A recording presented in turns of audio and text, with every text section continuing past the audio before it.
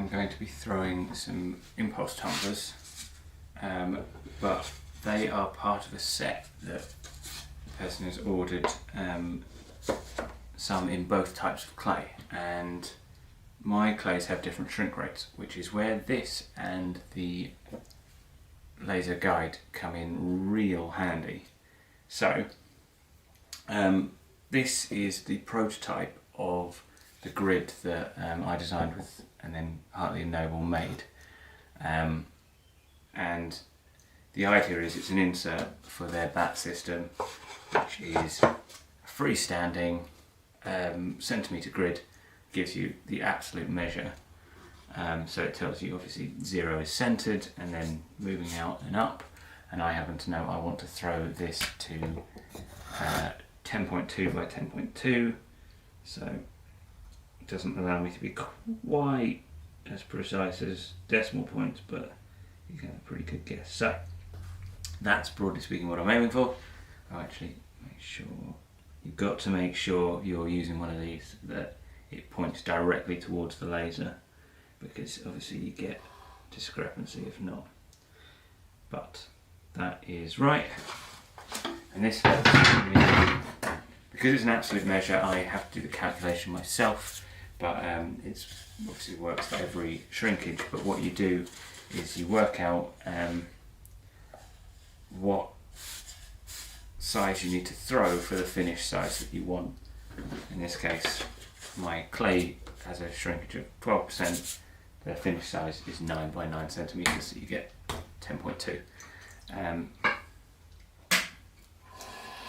And it's the ability to match over different shrink rates. You'll have to do the calculation yourself, but it is very simple.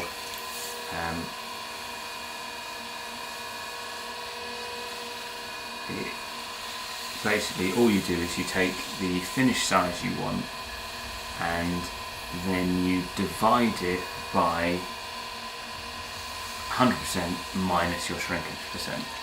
So 9 centimetres divided by 88% gives you 10.2.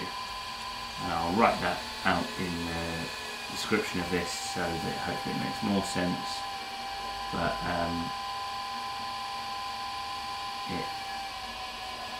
it's basically you're just working backwards. So if you threw something and you were left with 88% of it, and that 88% of it was 9 centimetres by 9 centimetres, you just want to know what size 100% will be. So that's the way that you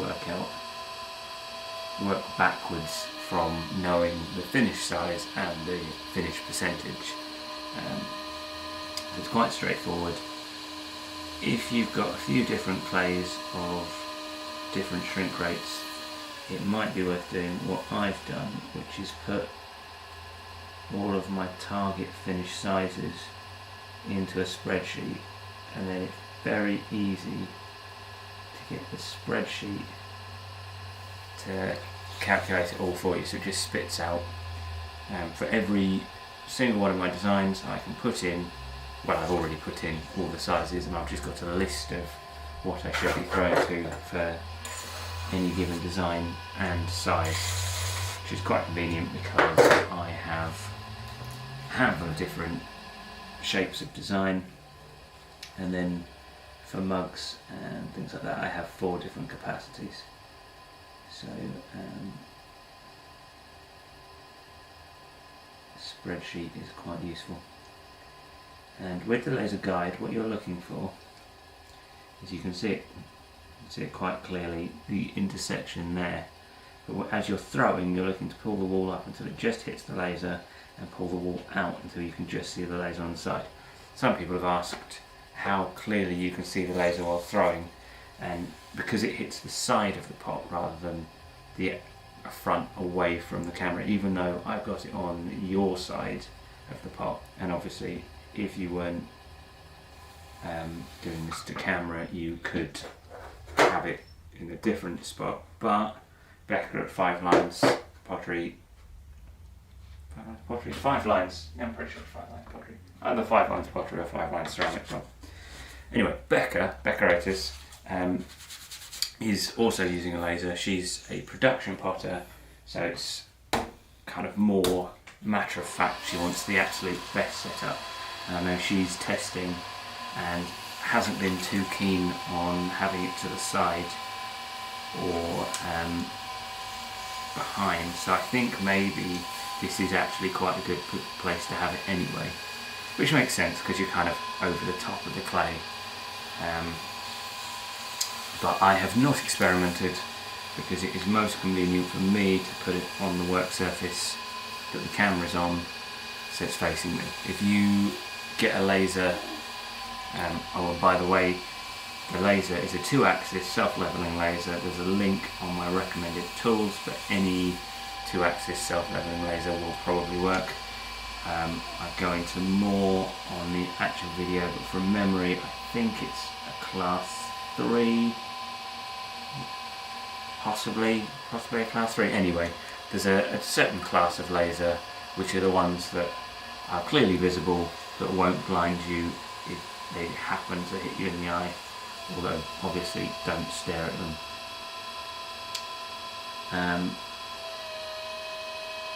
But yeah, the lasers are very useful as throwing guides because they don't get in the way. And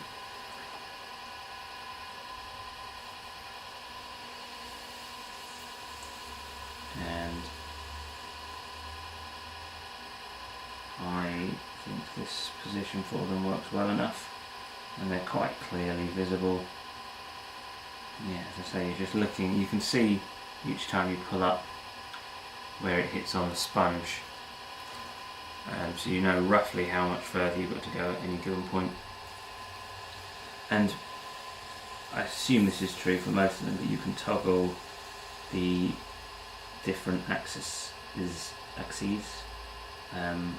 on and off. So sometimes, like for handle alignment, I only want vertical, or if you're throwing plates, for example, and you just want a marker on the back where to pull out to, which is actually what started this whole laser thing in the first place, because I think I was throwing coasters, but I wanted a definitive mark to just open each one out to so they're the same size. And so I was using a cat laser pointer toy because I happen to have one of those, so I had a dot rather than a line. But unless you have one of those lying around, I would say that the laser level is a better bet than a cat toy.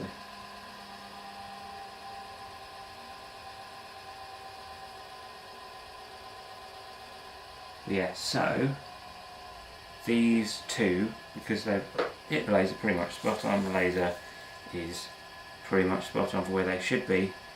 I threw one in the light clay a couple of weeks ago, and I know that they're all going to be the same height and width of the rim, kind of within acceptable tolerances, and without some form of consistent over time setup like this, that's quite hard to know for sure. My old strategy used to be just throwing a handful of them, so if I needed 2 I might throw 4 or 5, and then I'd pick the best 2 knowing the other 3 would get used eventually. But this strategy is far more efficient. Just throw what I want in the correct size, and not only that, but it doesn't have to be, I can throw one that's the correct size on its own, and if someone orders one, even if I don't know it's a set, they're going to match far more closely than they would have previously. It's not essential, these are handmade things, some people like the variation, and I'm certainly not, even with the laser, I'm not throwing at a level of consistency that is anywhere close to factory produced. But for me, it's important to at least aim to make the best, most consistently good pieces that I can, and I feel that having consistent dimensions over time is a part of that. So yeah, with the grid, that, as I said, was the prototype. Hartley and Noble have revised the design slightly, or when I say revised, improved, but I haven't seen exactly what it is they've changed, because my new one is in the post. So I will find out in the next few days, maybe next week sometime, what changes have been made, but they are available to purchase. If you don't have a Hartley and Noble bat system, they won't work as they are, but there's obviously nothing stopping you making something. The advantage to this is obviously because they're made to fit the bat system, they're zeroed in on the height and they automatically center. So if you're going to make something, you can make it so that it lines up over the bat pins. That way it doesn't actually matter then about exactly how far forwards and backwards it is, so long as you line it directly up with the laser. But you know, ideally you make a base plate that you know from the bat pins where center is, and then you have a vertical slot in it. But obviously if you're then putting it either on top of a bat or on the wheel head and then you're going to put a bat on it, you have to account for the thickness of the bat, so it's really useful to just have it kind of all baked into the same system. I would highly recommend the Hartley and Noble bat system anyway. It's one of my most used tools, and it is a vast improvement over no bat system and just using bats. The Russian doll aspect of it is great, so as you can see I'm throwing with the medium inserts, but it really comes into its own on the small ones because you can get so many of them in the studio. So I can throw, you know, 30, 40, 50 pieces, and it literally, I think 50 pieces would take up the same space as 6 of my old bats, which are the smallest bats that will kind of fit comfortably on this wheel head because of the pin spacing. So they are very useful. But yeah, and what I was going to say there is, if you do order from Hartley and Noble and you're spending over £100, which so you'd have to, so that would be like a bat system and one of the grids or something like that.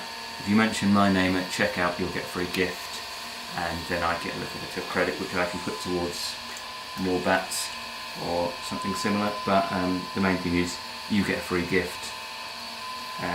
But yeah, it used to be any order, so if you've watched previous videos of mine you might have seen me say that. I believe now the terms and conditions have changed so that it's only orders over £100. But yeah, useful if you are considering buying a bat system. I would say you would, well, I definitely recommend this one. Anyway, I've waffled on for long enough, so I will call it quits there.